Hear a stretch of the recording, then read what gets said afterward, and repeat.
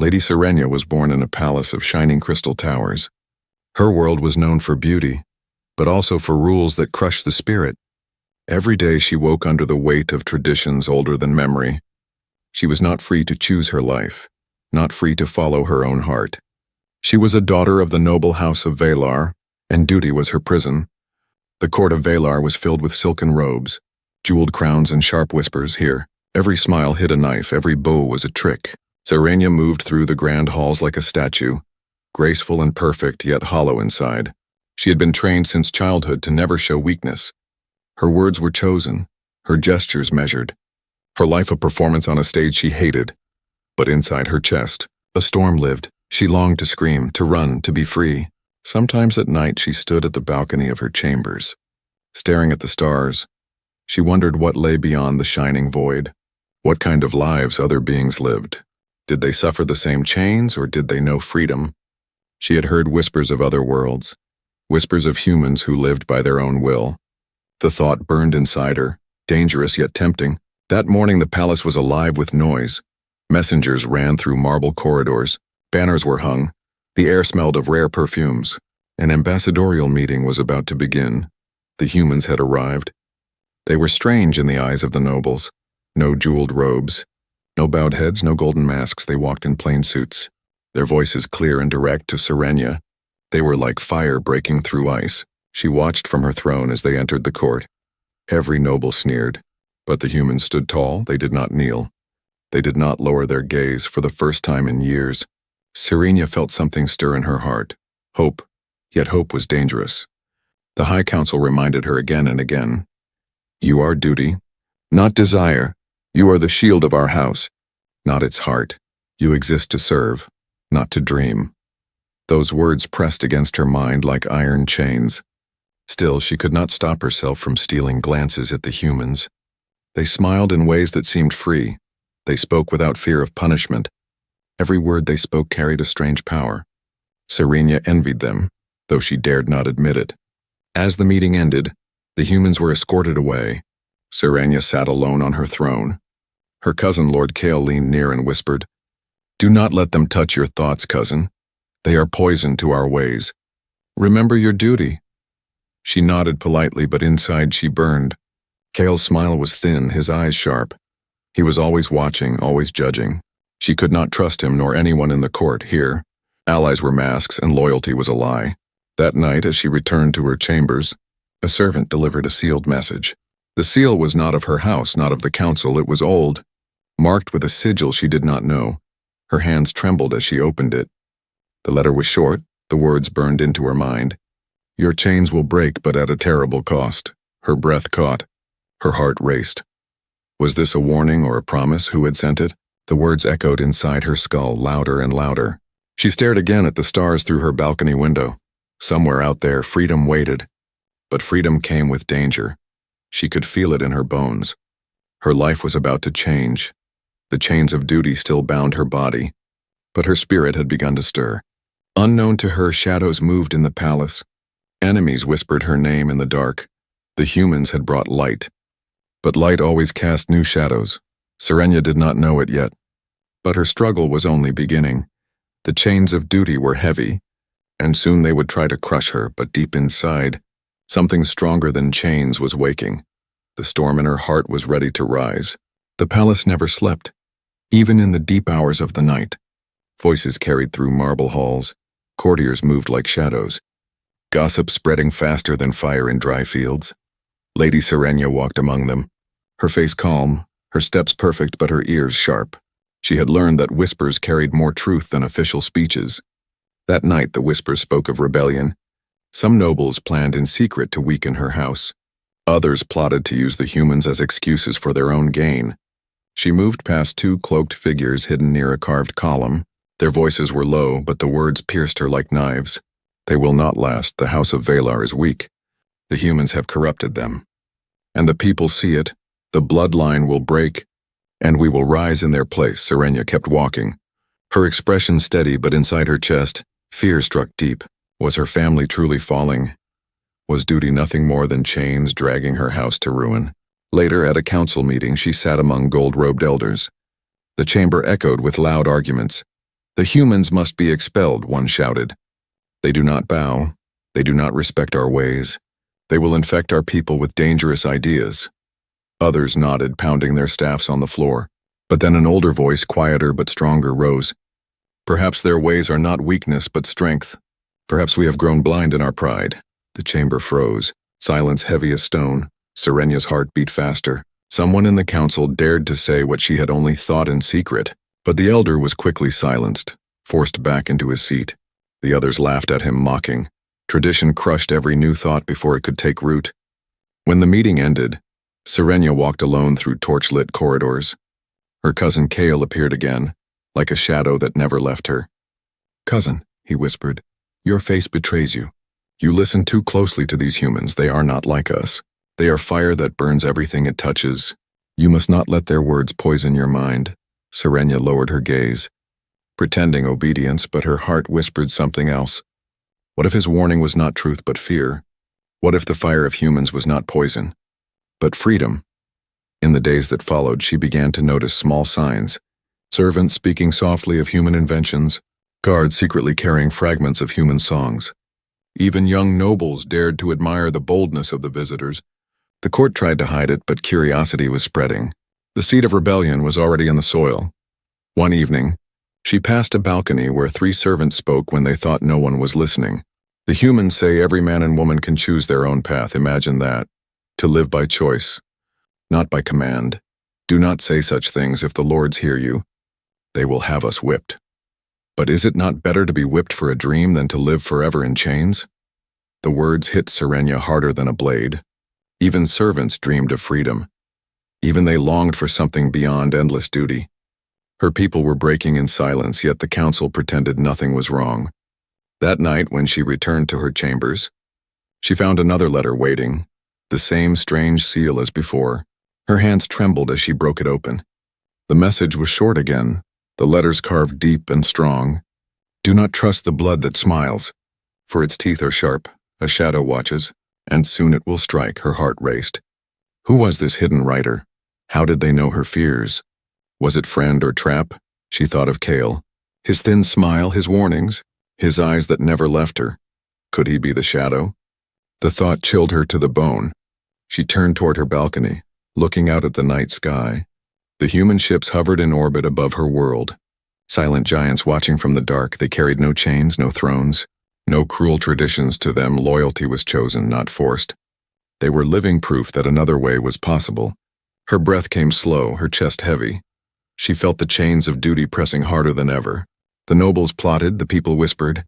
Her own family might betray her, and yet something inside her would not die. Her spirit whispered, "Rise, Serenya." Even if the cost is great, at that moment a sound broke her thoughts. The faint scrape of a boot against stone outside her door. Too light for a guard, too soft for a servant. Her hand froze, her heart thundered. Someone was listening, watching, waiting. She stepped slowly toward the door, the message still in her hand. But when she opened it, the hall was empty. Only the whisper of torches filled the silence. She closed the door, her body shaking. The rebellion was not only in the whispers of servants or nobles. It was in the very air she breathed. The storm was coming, and Serenya knew she was standing at its center. The chains of duty bound her still. But cracks had begun to appear, and through those cracks, the fire of rebellion was slipping in. Whether she wished it or not, the world around her was changing, and soon she would have to choose to obey her duty and die slowly, or break the chains and risk everything. The great banquet hall of House Valar glittered like a jewel. Golden torches burned along tall walls. Music echoed from silver strings, and nobles in jeweled robes filled the air with laughter. But beneath the beauty there was poison, for every smile was sharp, every toast was false, and every word was a trap. Lady Serenya sat at the high table, her face calm as carved stone. Her gown shimmered with silver light. Her crown weighed heavy on her brow. Yet her heart felt no pride, only unease. Tonight was not a celebration, it was a performance. And she was the star in a play she did not choose. The lords and ladies feasted, raising crystal cups of glowing wine. Dancers moved across the marble floor, spinning like living fire. But the true spectacle was hidden.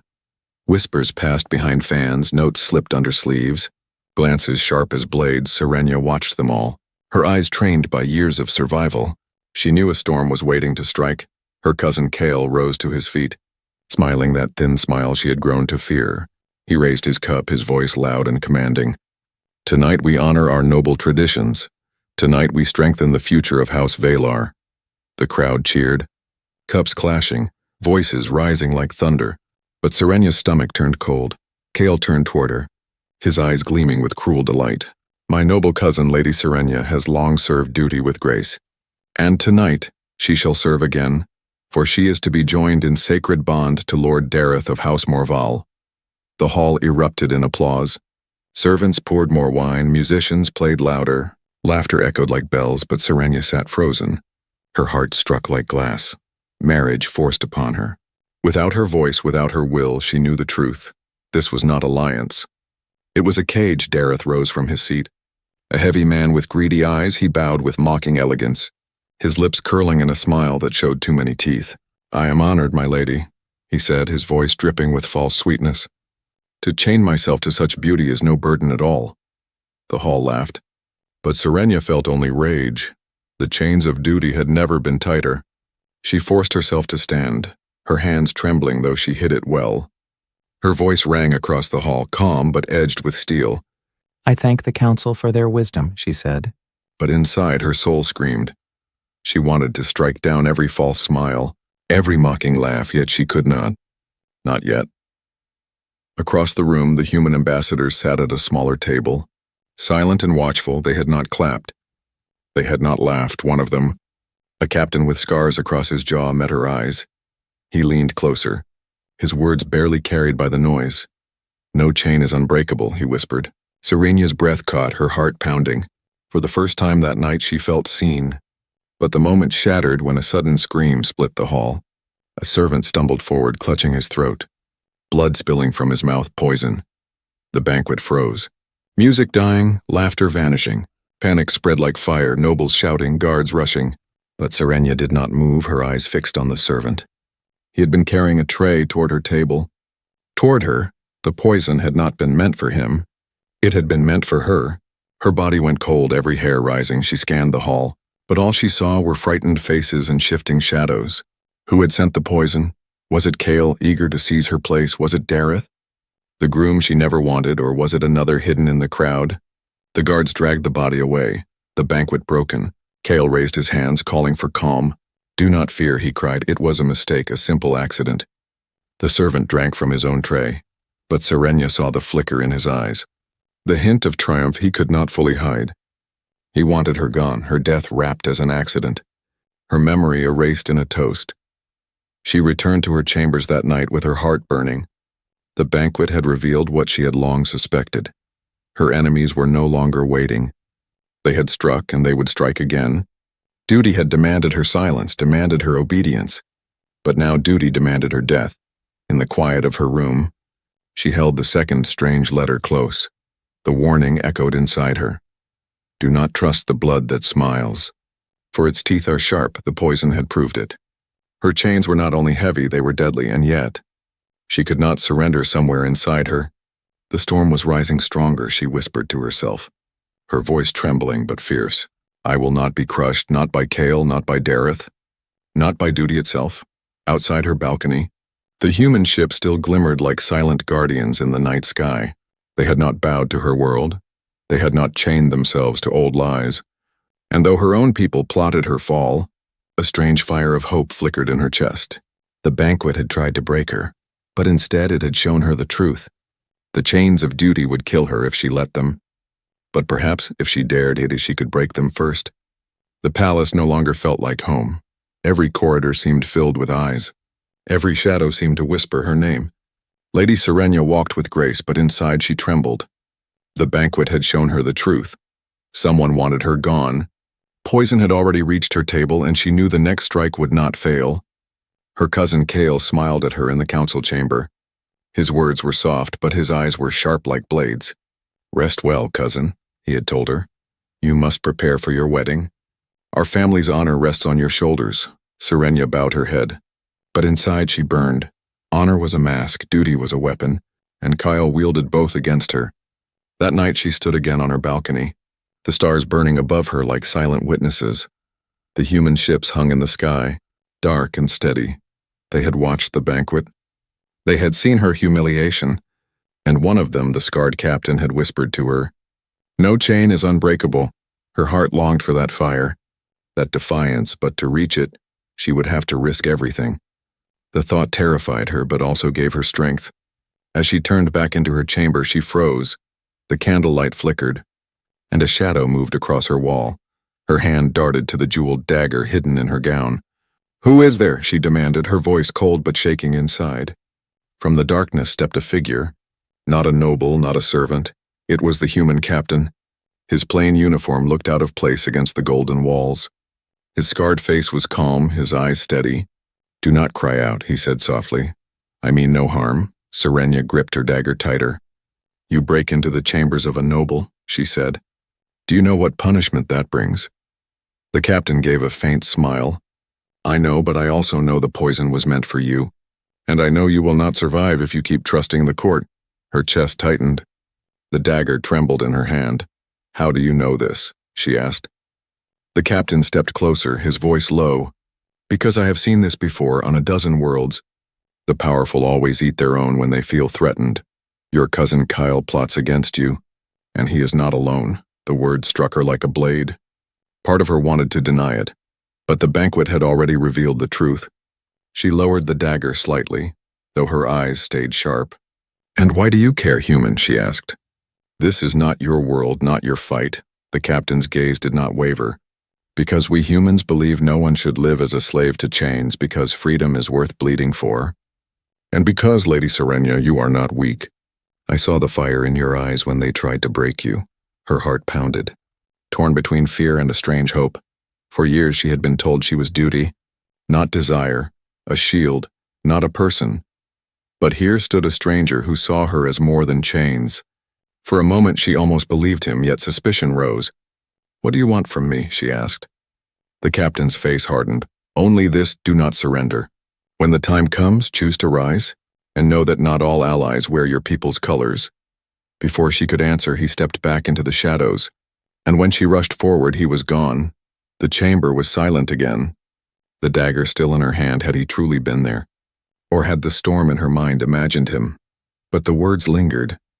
Burning in her chest, "Do not surrender, choose to rise." The next day, the palace was alive with talk of rebellion. Rumors spread like smoke, ships gathering near the borders.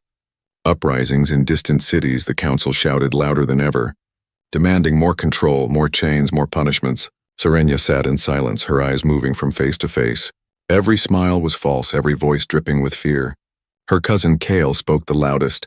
"The humans are behind this unrest," he thundered. "They fill our people's heads with dreams. Dreams must be crushed before they spread like plague." Serenia's hand clenched under the table. She thought of the balcony, the captain's scarred face. His steady eyes, was it plague or was it hope? She did not know, but she felt the pull stronger each day. That night another letter arrived at her chambers. The same strange seal, the same burning words. "The shadow grows bolder. Blood will spill before chains break. Choose your side or it will be chosen for you."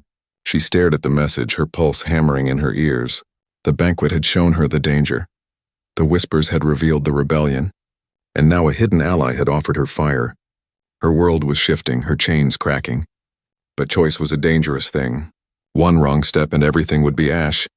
As she stood at her balcony once more, the human ships glowing faintly above, Serenia whispered into the night, "If chains must break, then let them break. But I will not fall quietly." And somewhere in the shadows of the palace, unseen eyes watched her. The game had begun, and Lady Serenia had taken her first step toward freedom. The first signs of war came not with trumpets, but with silence on the morning of the Festival of Stars. The sky above Valar Prime should have been filled with lights and music. Instead, the heavens trembled with the shadows of warships. Dark vessels moved like predators, their weapons glowing faintly, and every noble who looked upward felt a chill in their heart. Lady Serenia stood on her balcony, her eyes locked on the burning horizon. Smoke rose in the distance, a city beyond the mountains already aflame. Rebellion had erupted faster than anyone expected. She had heard the whispers, read the warnings. Now the storm had arrived. The council chamber rang with panic. Elders shouted over one another, demanding soldiers, demanding blood. The traitors must be crushed, one roared. They rise because the humans filled them with poison, another spat. Kale's voice rose above them all, sharp and commanding. We must purge the rebellion, and we must destroy the humans if we do not strike now. House Valar will fall. Serenia sat in silence, her hands clenched under the table. She could feel their fear, their hunger for control, but she also felt the fire of the people, burning beyond the walls. For once, the council was blind. They thought rebellion was weakness, but Serenia knew it was strength that night. Fire reached the gates of the capital. Rebels surged through the outer districts, banners burning, voices crying out for freedom. The sky was alive with flashing beams as ships clashed in orbit. Explosions shook the air, the ground trembling with thunder. Valar Prime had become a battlefield. In the chaos, Serenia fled the chamber halls. She moved through secret corridors guided by instinct. Her steps carried her to the gardens where shadows gathered. And from the shadows stepped the scarred human captain once again. His eyes burned with urgency, his voice low but firm. It has begun, he said. You must choose, stay with the council and you will die with them, or rise with us, and you will live free. Her breath caught. Her heart racing. Free, she whispered, the word tasting strange yet powerful. The captain nodded. Your cousin will not spare you. He sees you as a threat. Already his soldiers prepare to bind you, to use you as a tool for his power. The sky roared above them, fire streaking through the clouds. Serenia looked upward, watching ships burn as they fell. The storm she had feared all her life had arrived, and yet inside her chest, the storm of her spirit grew stronger. Duty told her to obey, but every heartbeat screamed for freedom. Suddenly a blast shook the palace. Walls splitting, towers crumbling, screams filled the night.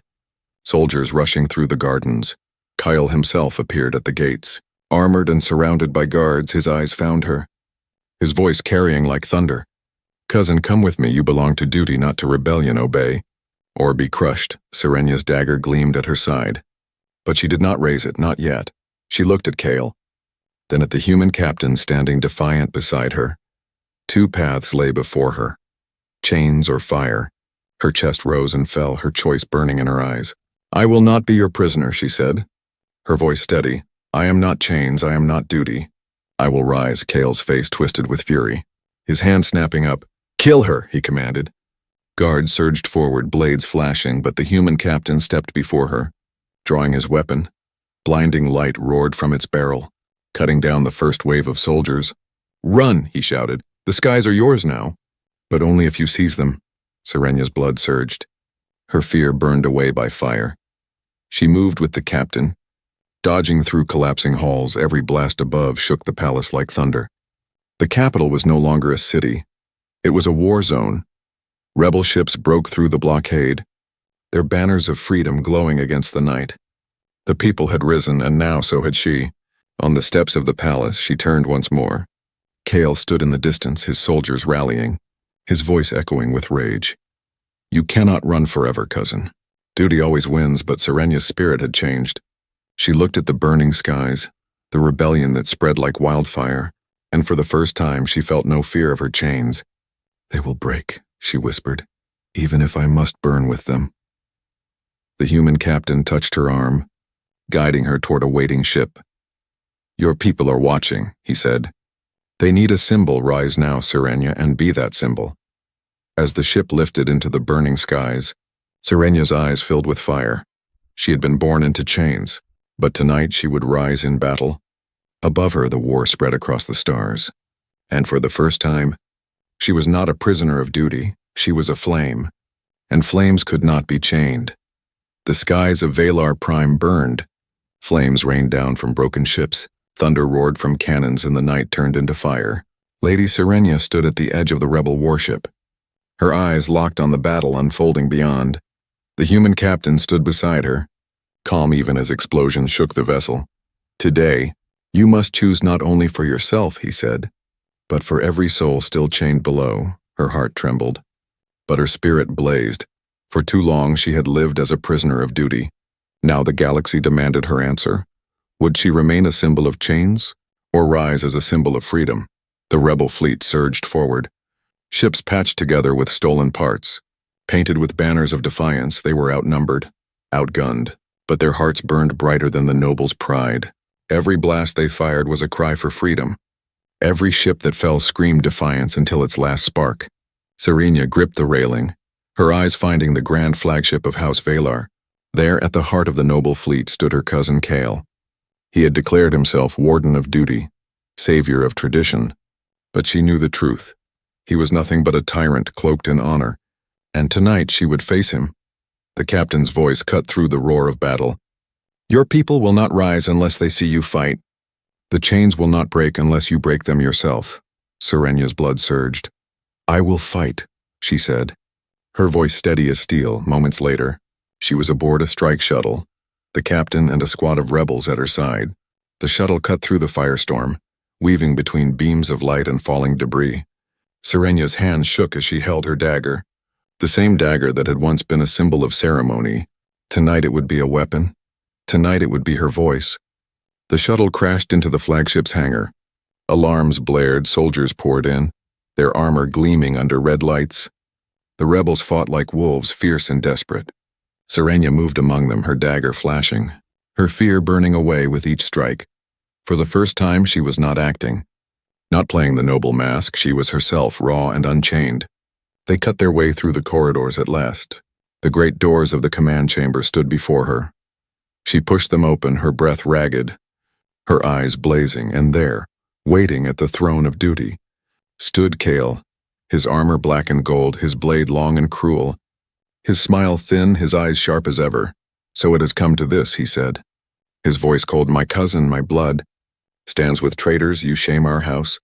You shame our name, but I will end this shame tonight. Serena stepped forward, her dagger in hand. I am not your shame, she said. I am not your chain, I am freedom. And I will rise, Cale laughed, a sound without warmth. You are nothing but a broken branch, and branches that break must be cut. He lunged, his blade flashing. Their duel filled the chamber with sparks, steel clashing, shadows leaping. Cale struck with strength and fury, but Serena moved with fire. Every strike she blocked, every slash she turned aside. Her chains had trained her to be graceful, but freedom had made her fierce. The rebels watched from the edge, their breaths held, for this was no simple duel. This was the battle of chains against fire, of duty against freedom.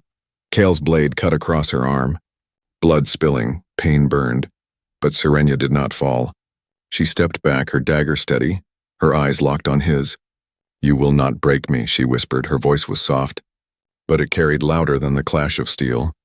In that moment, she remembered the poison at the banquet, the whispers in the halls, the letters warning her. She remembered the humans' fire, the people's cries, the storm in her chest, and she knew chains could break. She lunged, her dagger flashing.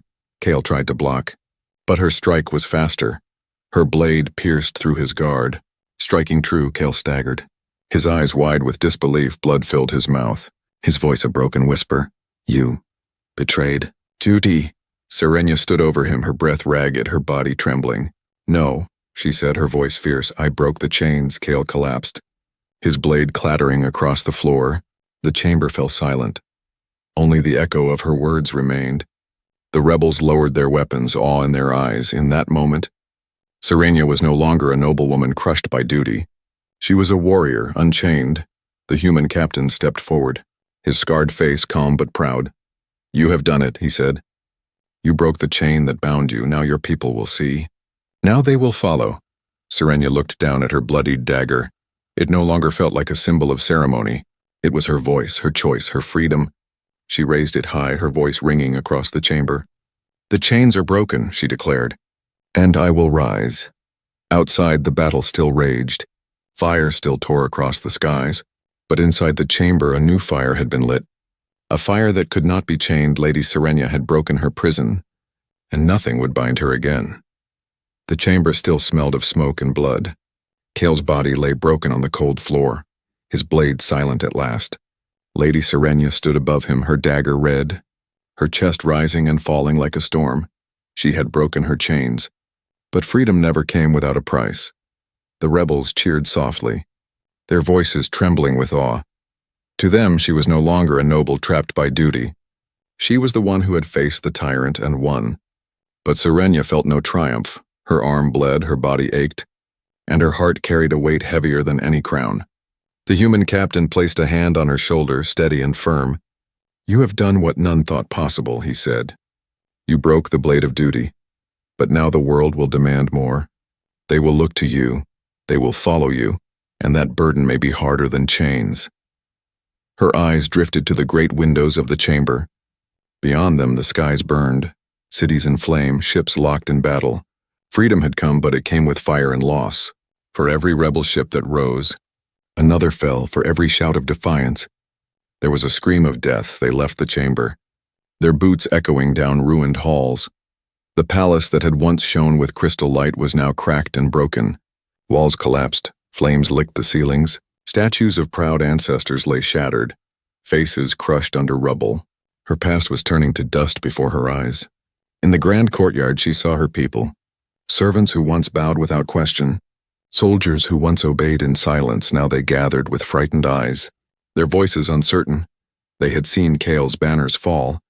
They had seen her raise her blade, and now they whispered her name, not with fear, but with hope. "Lady Serenia," one voice called, trembling but strong. "Is it true?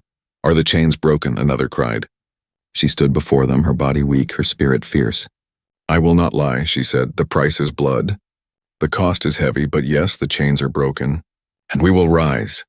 The crowd erupted, some with cheers, some with tears. Hope spread through them like fire through dry fields. But even as she spoke, her eyes caught the ruins around her. Her family name was gone, her palace destroyed, her people broken. Freedom had come, but it had devoured everything she once knew. That night, she walked through the ashes of the capital. The streets were lined with rubble, the cries of the wounded carried on the wind. Every step she took felt heavier than the last. She passed children huddled in the dark, mothers clutching them close. She passed rebels carrying their fallen on makeshift stretchers, and everywhere she saw the price. The human captain walked beside her, silent. At last she spoke, her voice low. "Tell me, Captain, is this what freedom always costs?" He looked at her with steady eyes. "Freedom always has a price. The question is whether the price is worth paying. Only you can answer that." Her throat tightened, but she gave no reply. In her heart, she already knew the truth. Chains had cost her soul, but freedom had cost her world, and still, she could not turn back. At dawn, the rebel banners flew above the broken towers. The council was gone, the old order crushed. The people knelt before her, not out of chains, but out of hope. "Lead us," they cried. "Guide us, you broke the chains, now show us the way." Serenia's hands shook as she raised her dagger once more. It no longer gleamed with ceremony, it was dark with battle. Yet to her people, it was no longer just a blade, it was a torch, a symbol, a promise. "I will not rule as they did," she declared. "I will not chain you, I will rise with you together. We will build a world where duty does not crush, where choice is not poison, where every voice can be free," the crowd roared, their cries shaking the ruins. But inside her heart silence grew, for she knew the empire beyond her world would not ignore this rebellion. Already their eyes would be turning. Already, greater storms were moving across the stars. That night, as she stood on the highest balcony left standing, she looked again at the skies. The human ships hovered above, guardians and allies. But beyond them, in the deep void, shadows stirred, enemies greater than Kale, greater than the council, enemies who would see her fire and seek to extinguish it. Her voice was soft, but it carried into the wind. "Freedom is mine, but the cost is heavy. I have paid with blood, I have paid with ruin, and I will pay again if I must, for I am no longer a prisoner. I am the flame that will not die,